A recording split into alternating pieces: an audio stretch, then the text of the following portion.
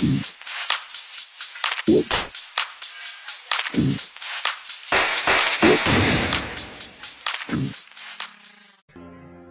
one important thing about management, you've got to be able to make decisions that are unpopular, but know you're right, that's part of the job, and I think I can do that. The story of Sir Alex Ferguson is a story of desire. Oh, come on! On the 6th of November 1986, Alex Ferguson arrived at Old Trafford to replace the charismatic Ron Atkinson.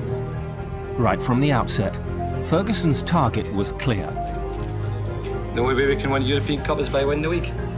And that has got to be the target for Manchester United. And that's the challenge to Manchester United players, not to Alex Ferguson. Manchester United players must surely see that as the greatest triumph for themselves, because 20 years is a long, long time. New players arrived, but 3 years without a trophy saw the Scot under severe pressure. Many see the FA Cup third-round trip to Nottingham Forest in January 1990 as the decisive match, when Ferguson got his break. Mark Robin scored the only goal of the game. United went on a cup run all the way to Wembley, where they would meet Crystal Palace in the final. After a 3-3 draw, they met for the replay on May the 17th. Lee Martin's goal finally gave Alex Ferguson his first trophy at Manchester United.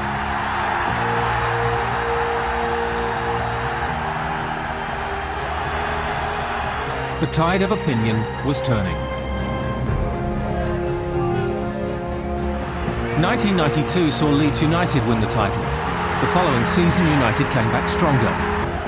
In one of the most remarkable comebacks in Premier League history, Steve Bruce scored twice. Put back by Pallister. And Bruce is there again! Can you believe it? Look what it means to the manager! And Ferguson had delivered the club's first league title in nearly 3 decades. The 1993 league win was the beginning of a football dynasty. The title was successfully defended the following season, before the double was completed with a 4-0 win against Chelsea in the FA Cup final. United were now the dominant force in English football, but to move forward, Ferguson knew he had to rebuild, and the following season key players departed. In the summer of 1995, Paul Ince, Mark Hughes and Andrei Kanchelskis all left Old Trafford. Not for the first time, Ferguson put his faith in youth. And remember this, some thought it wouldn't pay off. The trick is always buy when you're strong. So he needs to buy players. You can't win anything with kids. By 1996, the kids, christened Fergie's fledglings, had repaid their manager's faith with another Premiership win. At Wembley in May, only Liverpool could prevent a second league and cup double. Eric Cantona settled things with only 5 minutes left. Ferguson had now lifted 12 trophies in a decade at the club.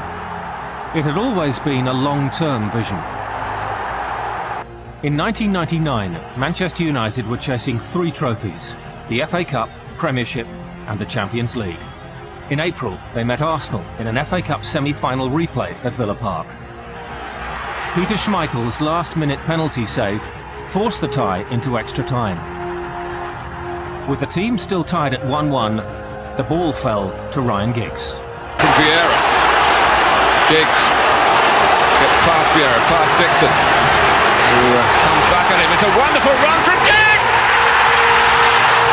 Sensational goal! Just a week later, United's never-say-die attitude came to the fore once again. In the Champions League semi-final second leg against Juventus, they fought back from 2-0 down to win 3-2, booking their place in another final.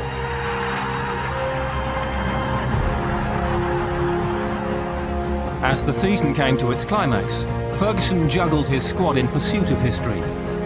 First, United clinched the league title with a 2-1 win over Tottenham Hotspur. 6 days later, Newcastle United were swept aside 2-0 in the FA Cup final. The club stood on the brink of an unprecedented treble. 4 days later in Barcelona, they met Bayern Munich in the Champions League final. Is this their moment? Beckham into Sheringham and Solskjaer, of That same year, Alex Ferguson's achievements were recognised with a knighthood. And there was no let-up in his desire for success. 6 more league titles followed over the next decade. Players had come and gone, but there was no room for sentiment. New teams were built, more titles won. But the mantra emanating from the man at the top remained the same. Sir Bobby Charlton's words may well have struck a chord. Many critics still felt Ferguson needed a second European Cup to be considered among the all-time greats. And in 2008, against Chelsea in Moscow, the manager and his players delivered, winning 6-5 on penalties.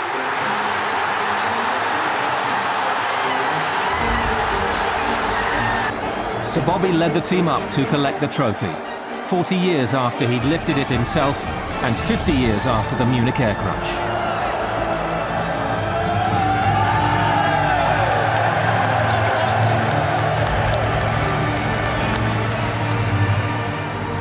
In 2010, Ferguson became the longest-serving manager in Manchester United's history, eclipsing the great Sir Matt Busby. He has more honours to his name than any other manager in modern-day history. His club have now overtaken Liverpool's record of 18 league titles. Today, even rival managers past and present have only admiration for a man who's become a legend. And all this stems from a belief, a fire that still burns brightly inside the boy from Govan. The record is incredible. To win once, any manager can do it, even the bad ones. Win during a decade, you can say that it's difficult. I thought what was interesting about him was the strength that he had as a leader, combined with what was obviously a very reflective self-analysis. He could be the father confessor, the motivational speaker.